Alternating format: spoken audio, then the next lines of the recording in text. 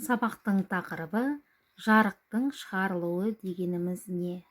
Бастауыш сынып мұғалімі Айбекова Индира Ахметсапиевна. Төменде суреттерде берілген ортақ сөзді қандай сөз деп ойлайсыңдар? Дұрыс айтасыңдар балалар. Жарық. Осы жарық көздерін қалай топтастырар едің? Жарықтың шағылуы дегеніміз не? Сен түрлі заттардың жарықтың қалай шағылдыратынын білесің. Жарықтың шағылуы адам қалай пайдаланатынын түсінесің. Тірек сөз шағылу. Жалпы шағылу дегеніміз жарықтың бір денеге түсіп, кері қайтуын шағылу деп атаймыз балалар. Әртүрлі бетке түсуі кезінде шағылудың екі түрін ажыратайық. Айналық және диффузиялы. Айналық шағылу өте тегіс беттерде пайда болады. Жарық қатаң түрде белгілі бір бағытқа шағылады. Егер де бет кедір-бұдыр күңгірт болса, онда ол жарықты шашыратады.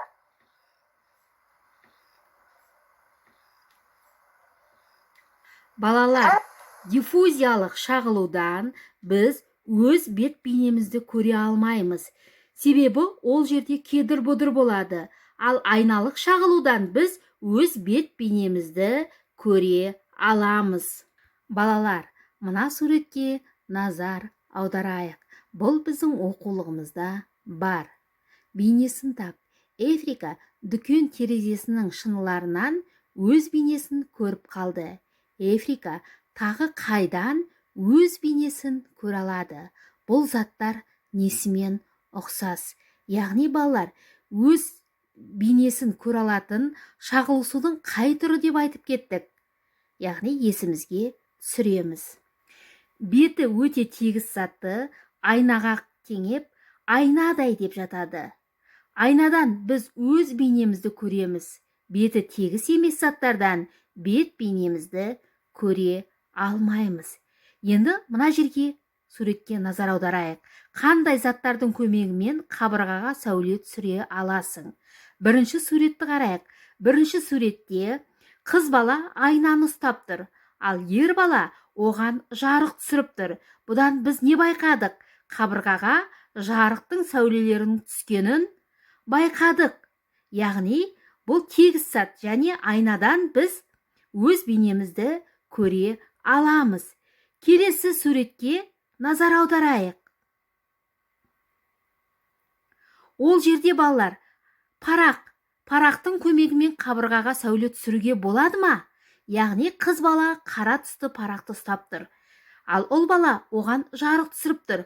Бұл жерде жарық сәулесі қабырғаға түскен жоқ. Яғни қара парақ ешқашан қабырғаға сәуле түсірмейді. Жарықтың шағылуын қалай пайдаланады? Қандай заттар жарықтың шағылу қасиеті пайдаланады? Оларда да тағы қандай заттарды білесің? Бірінші суретке назар аударатын болсақ, ол жерде біз кәдімгі өзіміз ұстап жүрген ойнайтын ойыншығымыз, е? Оны біз ұстап жарыққа қарайтын болсақ, оның ішінен әртүрлі сәулелерді, әртүрлі заттарды көреміз. Екінші суретке назар аударатын болсақ, кәдімгі автокөліктің айнасы. Бұл айнаны не үшін пайдаланады балалар? Автокөлік өзінің алдындағы машиналарды көре алады, бірақ өзінің артындағы машинаны көре алмайды. Сол себепті шағылысу пайдасы бар, яғни автокөлікке айнаны ойлап тапқан. Келесі, мына белгіні қарайық. Бұл белгіде балалар, яғни түсі қандай? Сары, яғни сары түс жарықты шағылыстыратын түс. Яғни алыстан, яғни мына жолдың бойында кедір-бұдыр жолдың бар екендігін білеміз. Яғни сары түс адамды көрсете алады, сол жерді жаңағыны шағылыстырады. Келесі біз суретте мынау құрылысшыны көріп тұрмыз. Құрылысшының жаңағыны жолақтары. Ол жолақтарда жарық шағыстырады, яғни одан да біз жолда жаңағы адамның жүргендігін, яғни құрылысшылардың жүргендігін көре аламыз. Яғни бұл түс та бізге жарықты шағылыстыра алады. Жарықтың шағылу қасиетін осыдан білеміз. Енді келесі мына бір суретке қарайтын болсақ, бұл жерде кәдімгі біздің өзіміздің күнделікті пайдаланып жүрген велосипедіміз. Велосипедті, яғни мына жерін қарайтын болсақ, ол жерде бір зат орналастырылған. Ол зат та жарықты шағылыстырады. Яғни қараңғы түскен кезде біз велосипедпен жүретін болсақ, яғни жаңағы машиналар көбіне велосипедтегі адамды көрмейді. Ал мынау заттың арқасында жолда велосипедпен адамның келе жатқандығын көре алады. Өйткені жарыққа мына түс шағылыса алады.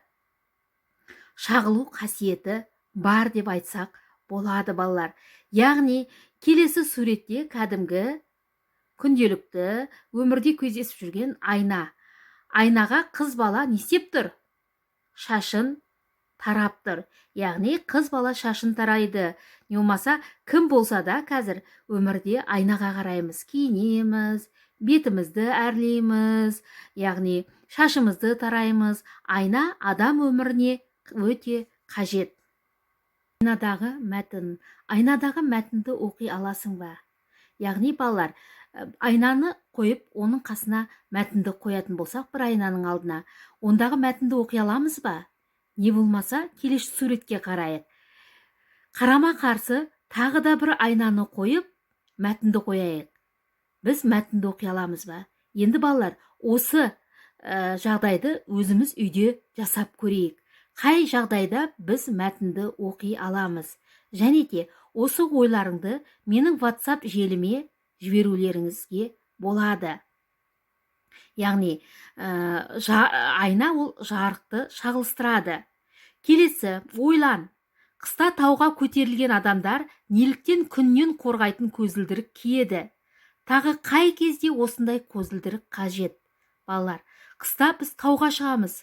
Таудың жердің бәрі аппақ қар. Яғни аппақ қар, яғни күнді шағылыстырады.